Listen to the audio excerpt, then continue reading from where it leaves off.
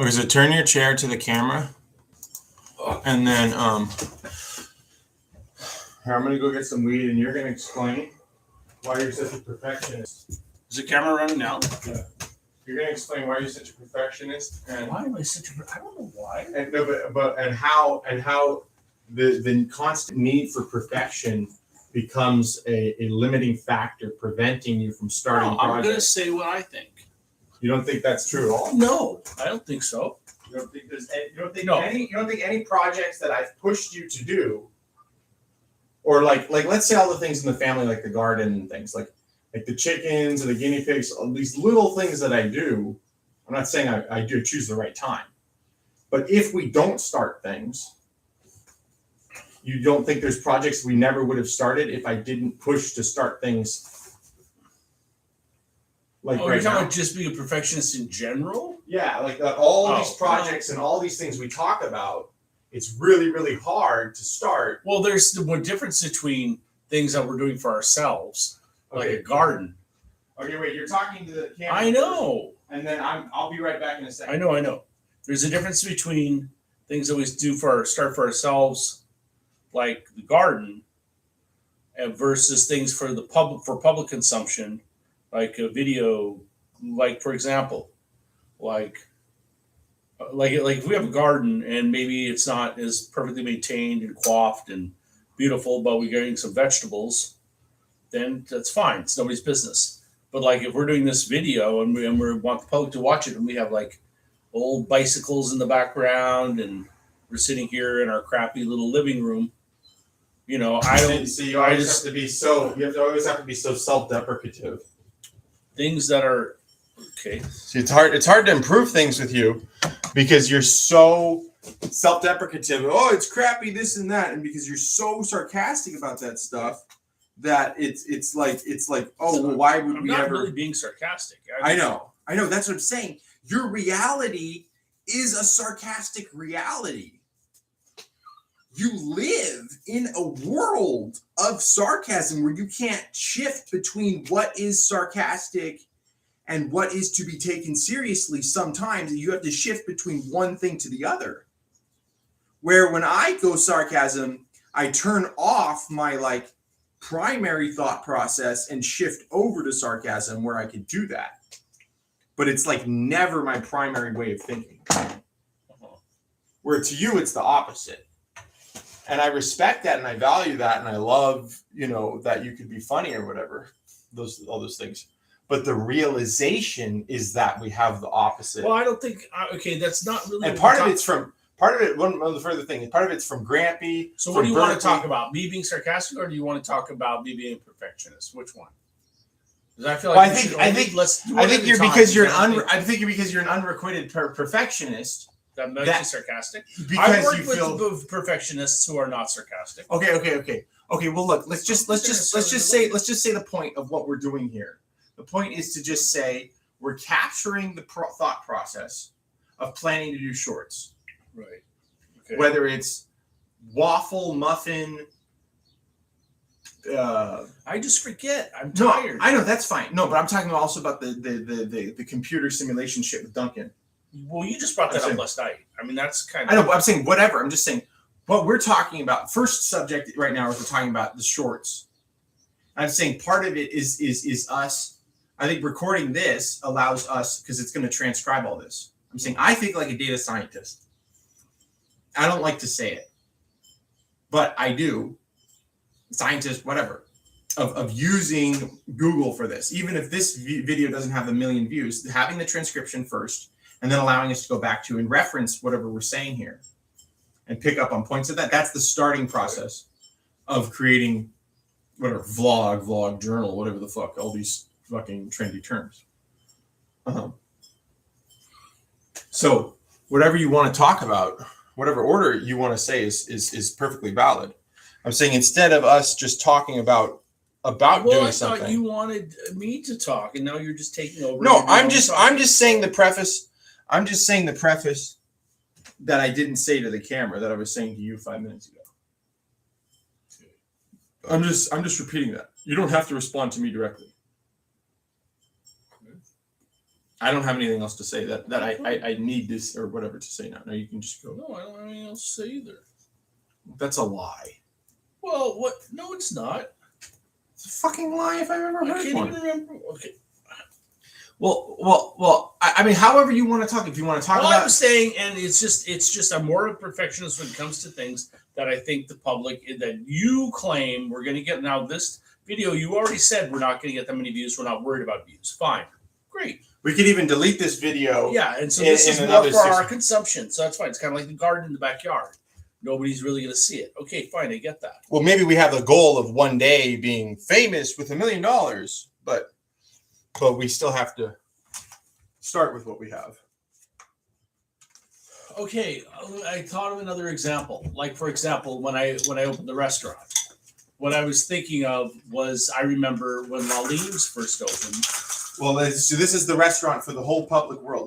Why are you interrupting me? Let's See? just And then remind you them. say, no, I'm not interrupting. No, I'm clarifying. Oh, I'm helping Here we you. go. Interrupt. No, I'm clarifying. I'm helping. Is why don't we just say to the world, what was your restaurant name and where was it and Fine, what I time? can get to that. I'm gonna get to all of that. Did you say the name?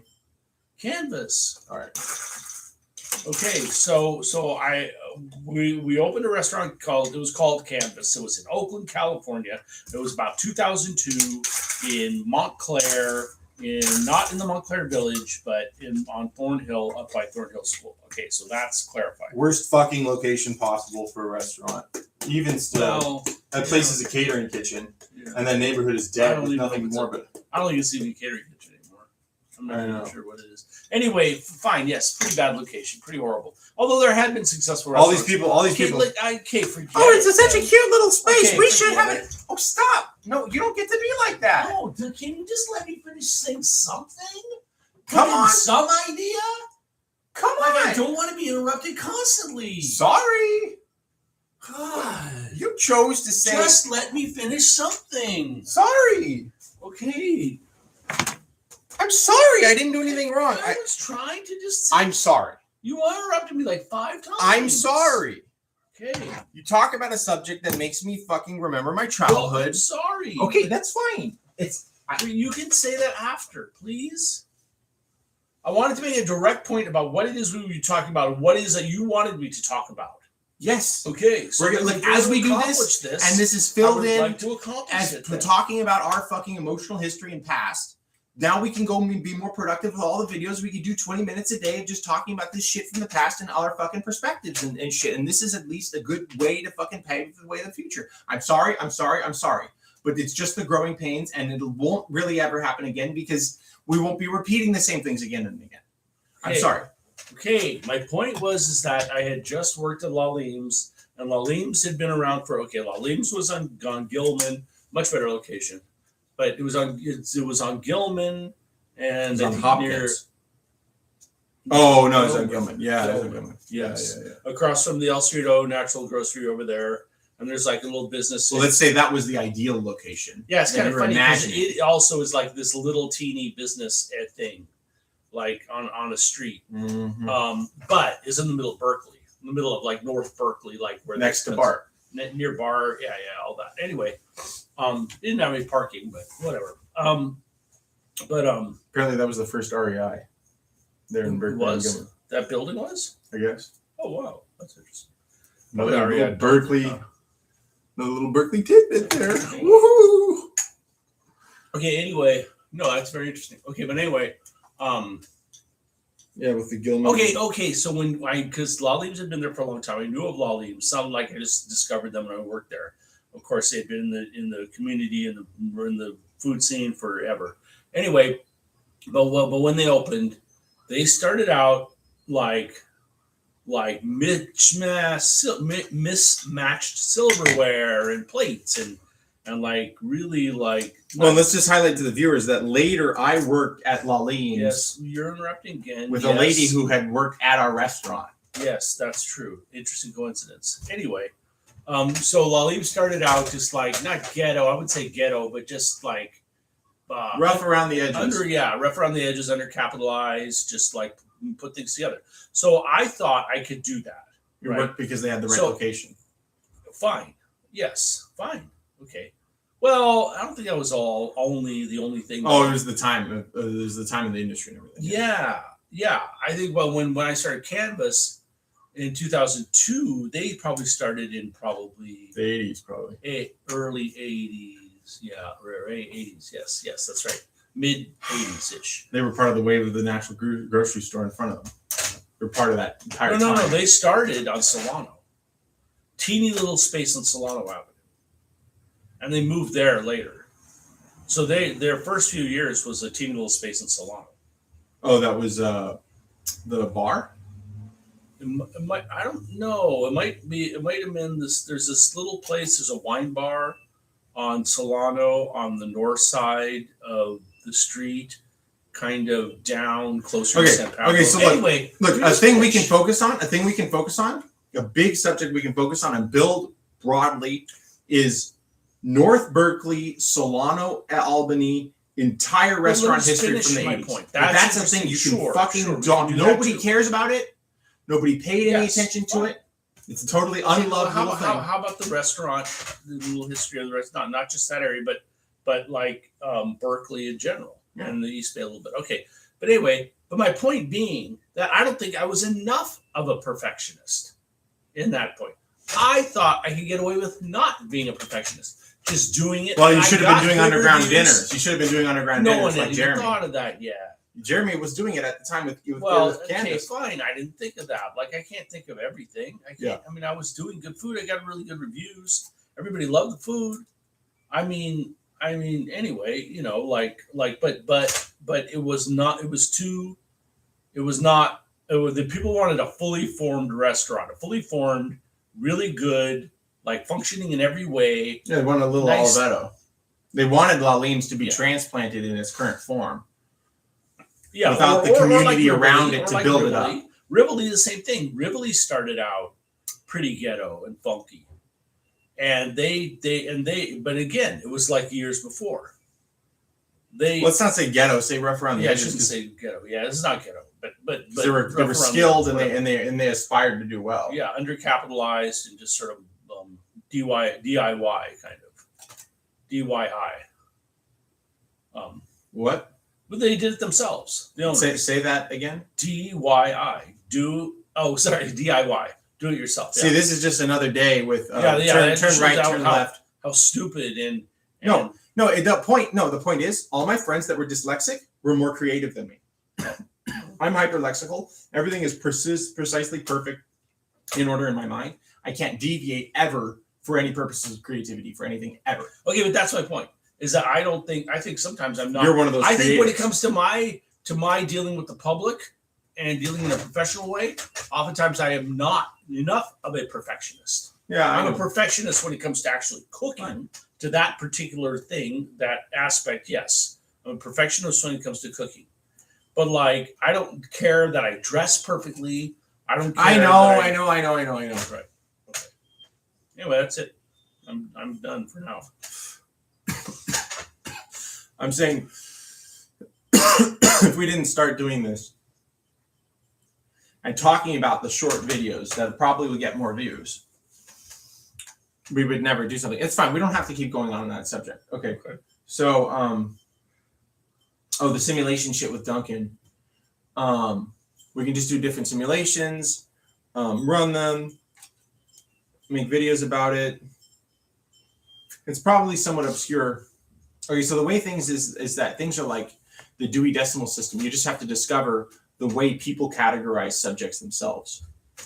Certain things are subtopics of specific broader subjects. Mm-hmm. So right, like air conditioner repairs is like a subtopic of like Home Depot, do-it-yourself, or contractors and construction in general. Right. That's how the world and mind thinks. Right. You just have to be like, oh, we're doing these simulations, like weird shit, like with Duncan. Maybe they're not the most viewed things, but the people who view that might be hyper specialists and really smart, and the commentary that they might offer might be incredibly important.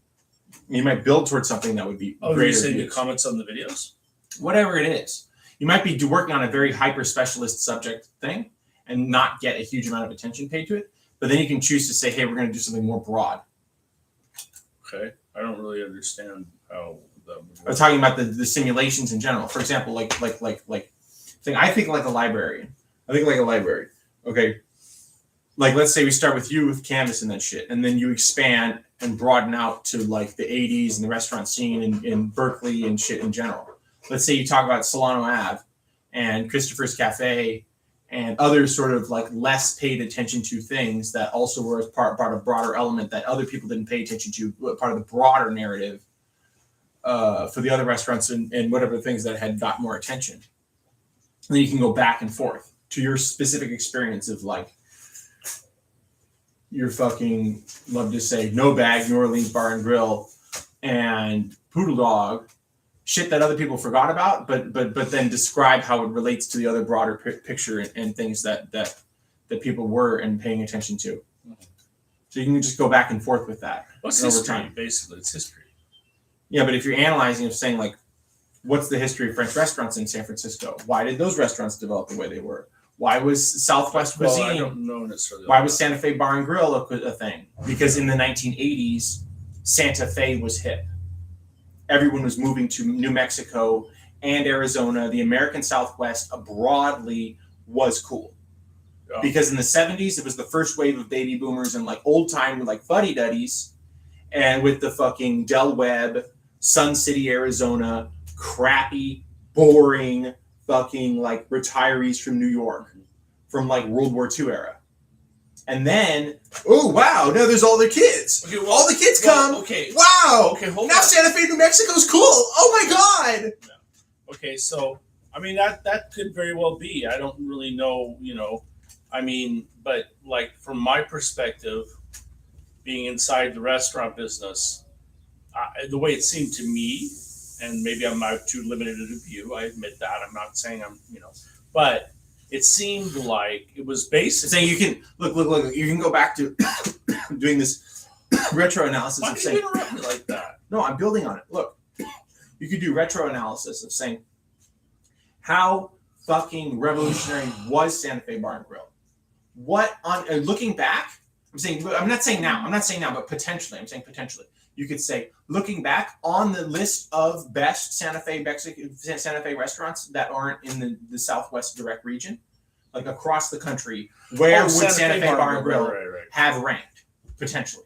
Was it really? Well, see, that's one the of the interesting best? thing. That's the interesting thing, actually, is that it when it opened, when Jeremiah Tower took it over, he didn't do Southwest food. He didn't do Southwest food at all. It's kind of like Zuni Cafe. Like Zuni Cafe started out Zuni Cafe. Oh, you think it's going to have Native American Hopi Indian food, right? Zunis, the Zunis from New Mexico or Texas or whatever. But that's not what it turned out to be. It was maybe that for a very short time, and then this woman, Judy Rogers, they fully abandoned. yeah, and it became like Calatau, like a little Japanese kind of thing. Okay, I'm Shape gonna and use East the West. bathroom. I'll be right back. You can just tell the viewers about it. Anyway, yeah, and okay, so Jeremiah Tower, I don't know. okay, so you heard Mylan talking about how cool and hip Santa Fe, New Mexico was. Yeah, but from my perspective, it was just about the fact that Mark Miller decided that he loved Southwest food, and so he wanted to incorporate that into his cooking. Well, because And he wasn't going to be able to do that. He at was in Shea. touch with the cultural zeitgeist. Okay, fine. He represented what we like to say in modern parlance as a tastemaker. Yeah, fine. But okay. But if it was because Here, of Here, that, stand up. Let me scoot you back. if it was because of this broader thing having to do with people wanting to move to Santa Fe, I don't know. Maybe The entire I'm American not sure. Southwest. Fine. Reagan, rugged individualism, oil boom, I don't know. trucks, Maybe Texas savings and loans. Maybe he just went visited there one time and was like, "Hey, I really like all these chilies. Let me do some chilies." I don't know. I mean, I don't know. No, I'm saying obviously the customer base, not just fucking Jeremiah Tower. The oh my god, fucking assholes with their fucking catalytic converters cut. The fucking assholes illegally cut their catalytic converters and put them in and out of the vehicle when they get their car smart. These evil pieces of shit around here. They fucking illegally cut their catalytic converters and have fucking slots to put them in, and then they get Just the so that crust. they can have their car be loud. Yeah, Cool. and then it smells horrible like gasoline Weird. drifting across our fucking. That's bizarre. Yeah, that's the Wild West fucking ghetto Texas, almost like you would think that we live here, fucking only Okay. 10 miles from Berkeley, Okay. but in refinery town. Okay, but let Richmond. me just okay. Oh yeah. Okay. But anyway, it could have been because of the greater zeitgeist of like everybody. I don't know. I'm saying the customers chose to eat there I think partially because of, no, the customers chose to eat there because Chez Panisse was already on the map, and everything Chez Panisse did, everybody loved. So when Alice sent Susie Nelson and Mark Miller over to 4th Street to open a restaurant. If you said Chris Cafe was doing Southwest, Yeah, other that's people because, were doing Southwest. right, because that's what Mark Miller was. Mark Miller started doing stuff. Okay, so when probably I'm assuming that Mark Miller was interested in chilies and all that stuff, but he knew he couldn't do it at Chez because it's just not the style of food they did. So Oh, Mark Miller was. he was one of the chefs at Chez Panisse. Oh. Yeah. Uh, So that's the reason. So okay, so what happened And then, was so Mark Miller worked with Jeremiah Tower, or he started the yeah, restaurant. they and both left? worked at Chez Panisse at the same time. Oh. Yeah.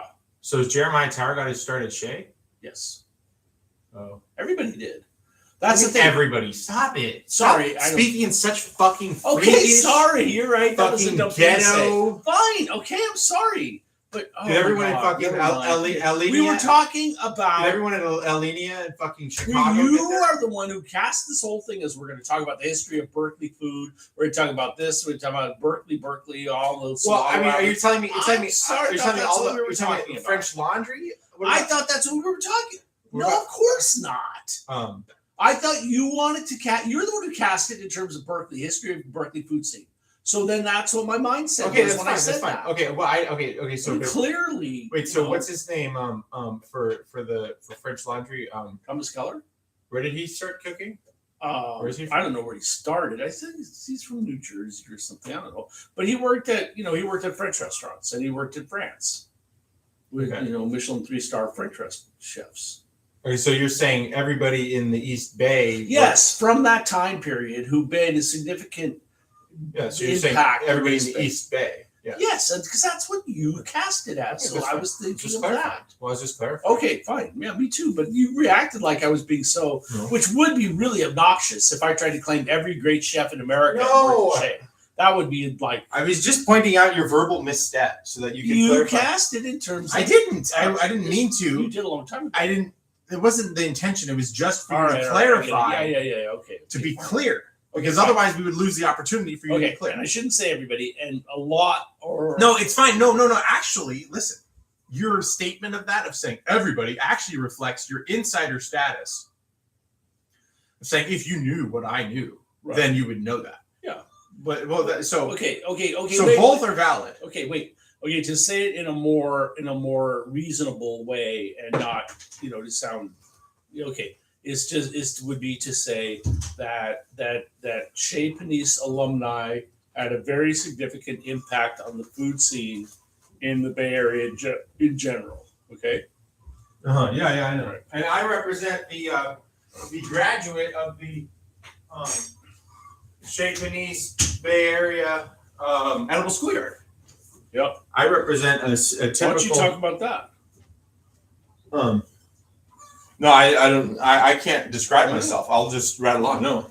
You could say Okay, fine. Okay, let me finish. How I let me fit try in to or finish not. What I was saying. It's Let me fine. try- No, let's not please. talk about me. No, I want to try to finish what I'm saying though. I know. Let's not talk about me. Okay, we're not So talking just about later. Wait, No, later. fine. I'm just throwing it out as an adjunct. Oh, I grew up in Hey, Berkeley. It's just fine. okay. We're not talking about you. You don't have to say it. I'm saying, twice. look at me with my pot. I am the 30 years old Can I please? Berkeley person. Okay, let me finish then. Okay, so anyway, so it sounds like you like to have context and specificity.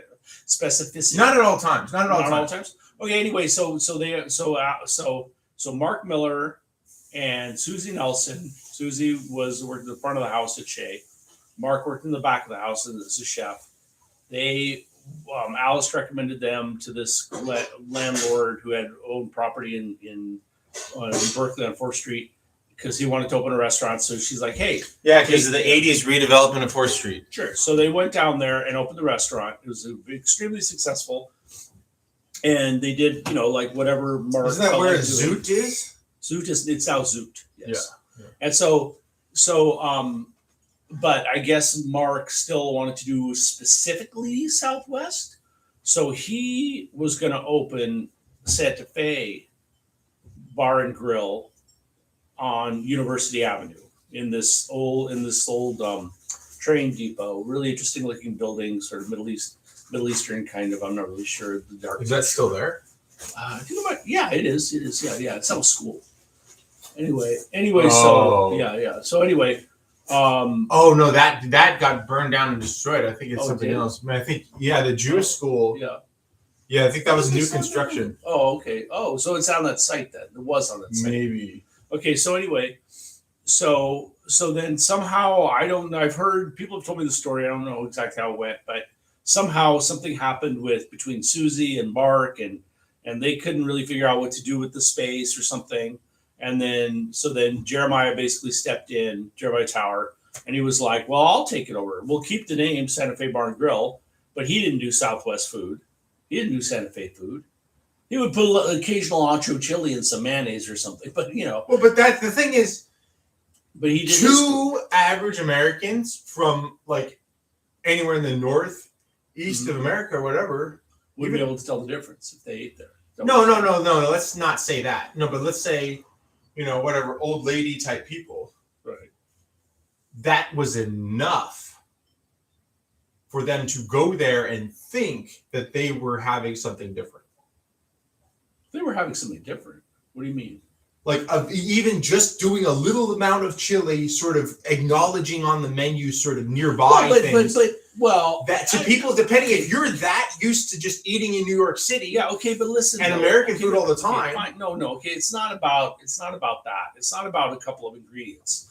I mean, Jeremiah Tower did do some unique stuff that nobody else was doing. He was the first one to do gazpacho with lobster, right? And then that became like this thing. Everybody had to do gazpacho with seafood of some sort, like ceviche or some shrimp or crayfish or whatever. It turned into this whole thing, right? He did like his black bean cake, right? So it was like black beans. No, but just tell me stuff that would be Southwest gazpacho and lobster. Very little. That's what I'm telling you. Okay. I know, but I'm saying even that small amount. Not do Southwest food there. No, but let's say let's say the amount. Let's say it's 10%.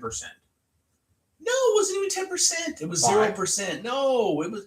I mean, well, it would have been like I'm one. telling you, he didn't do any single dish that you would say. I know, but let's say of the ingredients of using the poblano chili. I mean, whatever. That's All what I'm right, saying. Maybe he's doing fucking lobster gazpacho with a little teeny fucking poblano chili on it. Maybe that's all he's doing. Maybe okay, fine. 5%. I'm saying, what is the degree? 5%. Okay, just say 5. Okay, because he used some chilies. I'm saying maybe to average American people, that was enough different for them to feel like, oh, I'm in this semi-themed American modern whatever revival classic-ish restaurant thing. It wasn't Southwest. Anyway, so then later, I'm saying maybe to some people who had not been otherwise been touched to the Southwest food, maybe to some people it felt slightly inspired, like fucking Trader Vic's feels to the as far as no. Okay. It wasn't like that. It was more like, oops, we're stuck with this name. Oh well, let's just go with it. It was like, that's like how Zoom. Well, why not just change the name at that point? Well, because the signage was put up and everything, and So really, the fucking aesthetic of restaurants. That's why like fucking Pizzaiolo says Dutch boy. Because they're acknowledging of like it's kind of like that. They're kind of acknowledging even to the next level of saying restaurants are only visceral and trivial. This restaurant will come and go, and you'll never even have remembered that this experience was here. This will just be part of a modern urban corridor, like a new built up fucking Brooklyn. And this Pizzaiolo one day will never be.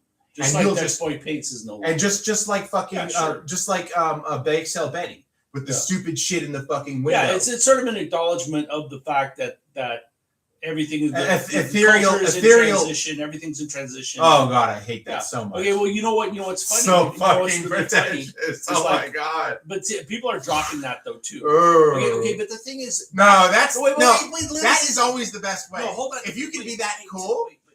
Okay, but let me say something, please. Hold on. When that happened with Santa Fe and Zuni Cafe, it was, I'm pretty sure, I wasn't in those people's minds. I don't know exactly how they made their decisions, but I'm pretty sure it was more kind of accidental, right? It's like, fuck, we have this giant sign that No, I says, believe you. I believe you. I believe you. I let believe me you. finish. I totally But believe you. Pizzaiolo, it was a conscious Yeah, decision. but it was a part of that beginning yeah, there's a connection of a there. complete There's a connection decoupling there, yes. of the outside exterior. But I think there's a pretty big No, difference. so that needs to be named. That needs to be named. Okay, but I think And there's so you know what's funny? Okay, so Duncan, he spends his time with ChatGPT coming up with stupid fucking names, and maybe they're okay, but he doesn't search for pre-existing names to describe a concept.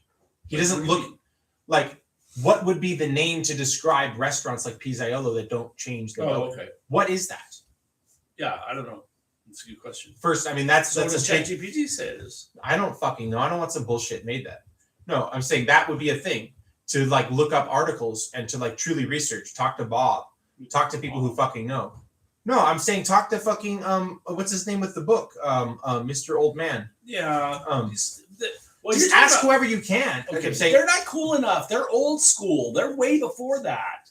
Bob believed he had to have a big sign that said Oliveto. He was never going to not have a sign that he's said not Oliveto. stupid. He might say No, he's not. he might say, No. "Oh, that's called He this." could have observed it and named it. Yeah, that's possible. Well, not just named it, but he might have read it in the New York Times because he's a Right, smart or guy. whatever, or whatever. Oh, that's Okay, called fine, this. Fine. It's called hypermodernism. Like what about Yeah, sure, A14?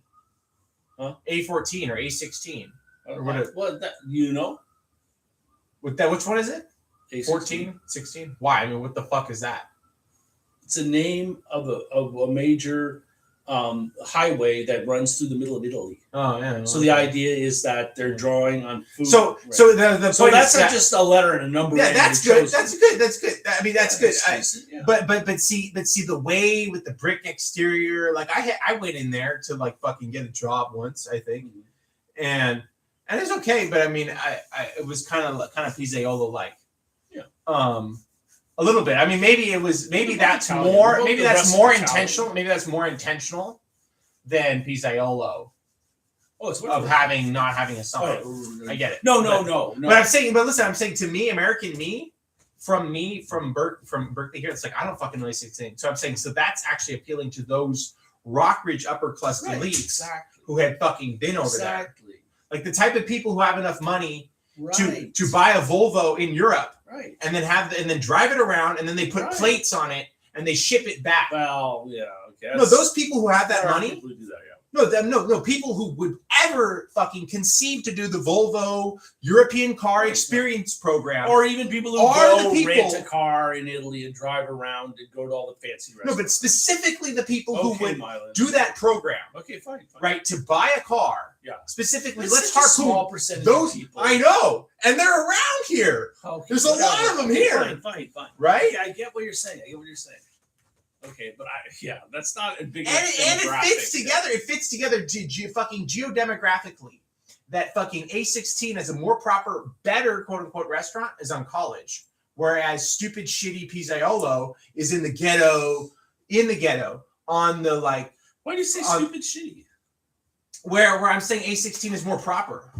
Fine. I'm not saying but- stupid shitty. Well, I'm I saying think more they have like very similar demographic customer. fine, but I'm and saying the also- image. I'm saying Telegraph ad versus Oh, College. sure. It was cheaper rent there too, though. I know, but I'm saying and Telegraph is more gritty because Koreatown is next. Okay, so what's your point? Though? On the bus stop of like from Yeah, I get Berkeley it, I get it. to So- Oakland. Especially back when they first opened. Yeah. It's changed now. But what's your point about that, though? Of course, on Oh, College. you're saying, it makes more sense that they would do this weird thing of not having a sign. Yes. Okay. Because sure, that was the yes. fucking neighborhood in Fine, transition. Yeah. Okay. Fine. Yeah, that's true. 'Cause- Okay. Because like we lived on 28th Street, and then there's Pill Hill, and then there's the Arab area. That whole fucking Telegraph is just like fucking. But now it's gone back, though. Chaos. Yeah, it's not as upscale. COVID, it was like getting more and more gentrified upscale, and now after COVID, it's like that's kind of disappearing. It's not. All you have is Cholita Linda, Yeah. and then you have the Nepali There's a couple of Burma bars. Superstar. Yeah. And then there's like Yeah, 50 bars. percentile, which is not And then there's the scale, Korean but- stuff.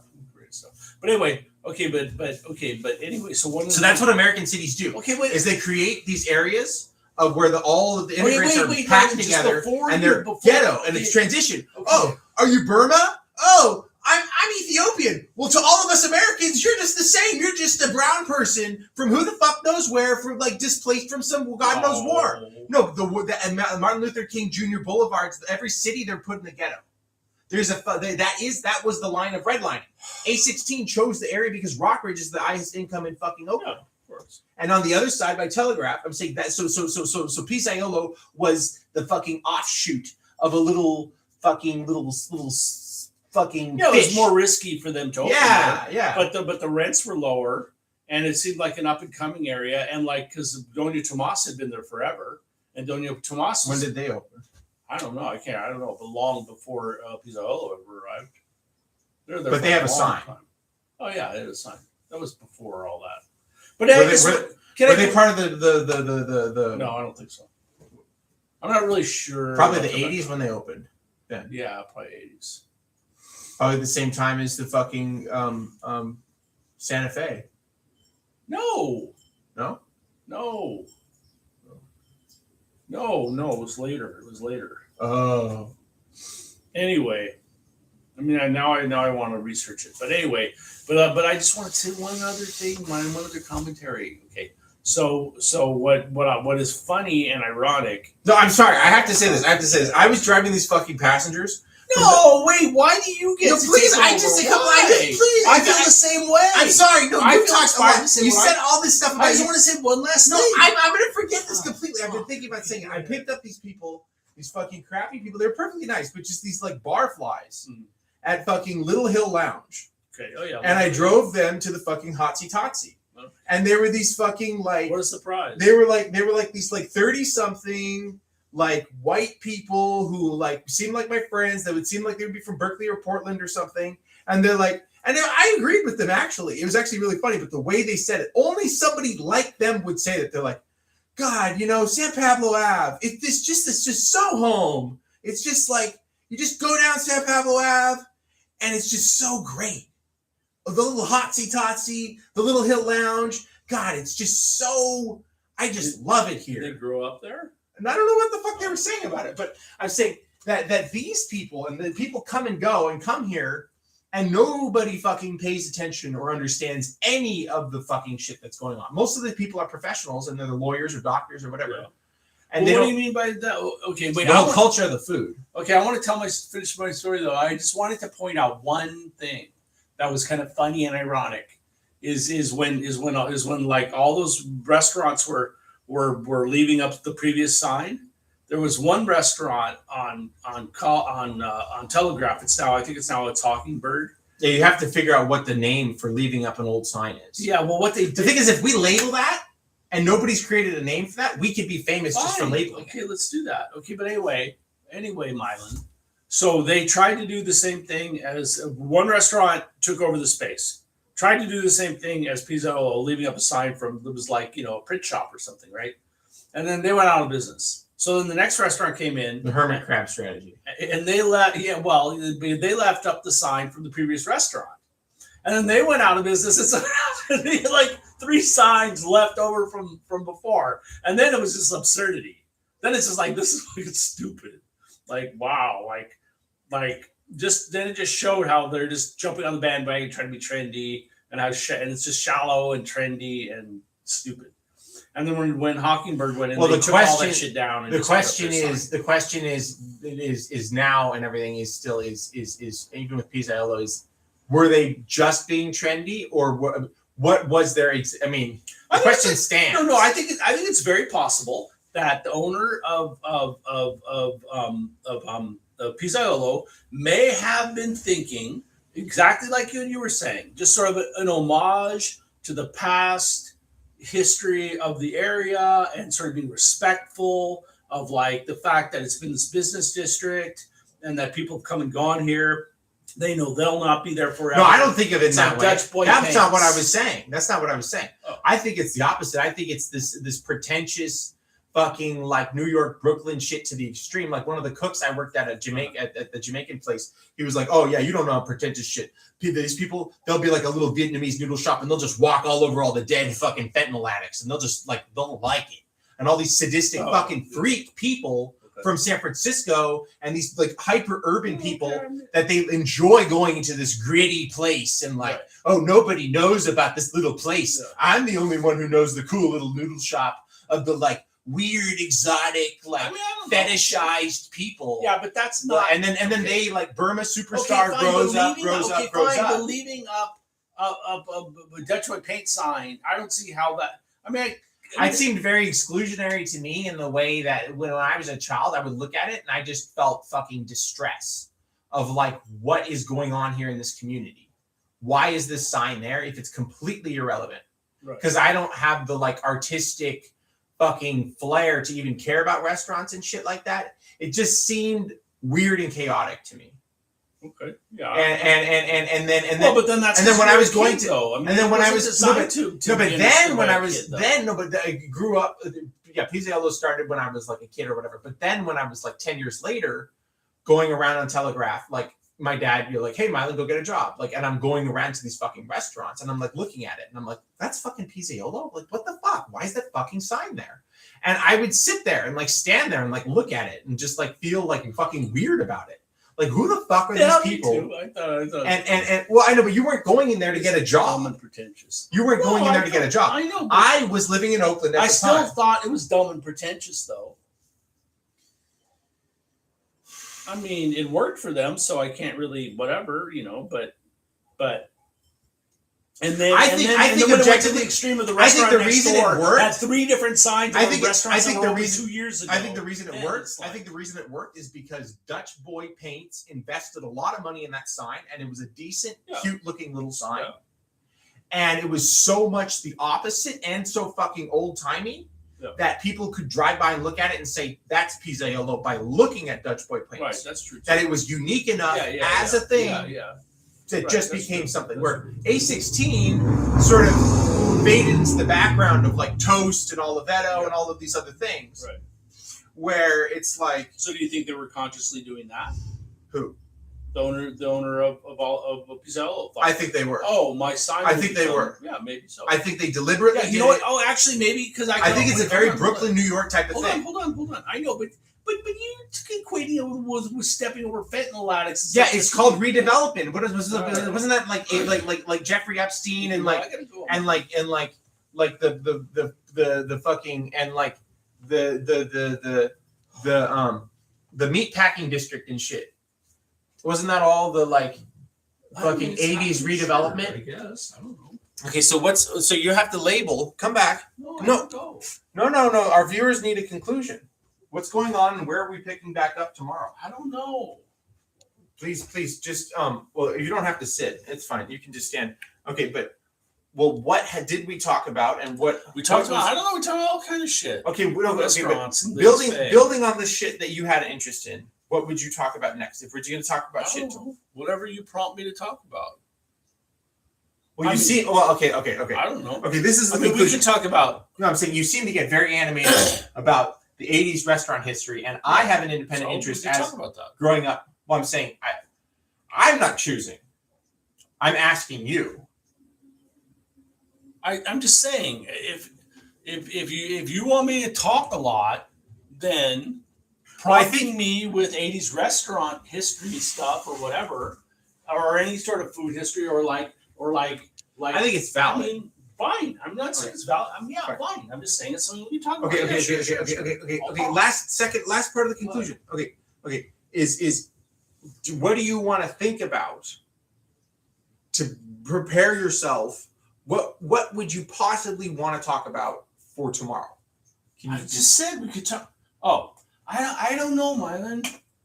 We always go off on tangents. Why don't we just keep talking about? Well, we could talk more about. okay? Just label the point. Where are we? Where are we in the discussion of what you're we thinking? were talking about the sort of we were talking about like the sort of pretentious gentrification things and like hipster, old timey, and Why restaurants were put where they are. right. Well, sure. Okay. Why? Yeah. Why they chose a certain location? Fine. But Okay. the thing is, it's not like the owner of somebody wants to open a restaurant and they can I can put my restaurant anywhere I want, and by God, I'm going to put it here for all these sort of specific reasons. It's not really like that. Like you go to a realtor and they go, well, here's Depends how the much choices, money they people. have. Yeah, Sure, but I mean, I don't think they had unlimited money. not like a West Day. Right. Yeah. Well, West Day, couldn't put a thing anywhere they wanted. There's buildings already in existence. There's already businesses running. You Sure. can't just go in there and go, if you have enough They money. chose that location because there was the developers and they knew it was going to go up in price. Well, Because they one of knew the them- other condos were Well, going to be built. you maybe. No, I don't think so. I don't think they You said that. no. They knew they were all of that shit was in the planning All right. pipeline. Okay. What? I don't want to get sucked into another conversation. All right. Okay. Okay. Is that what you want to talk about tomorrow? I don't care. Fine. Okay.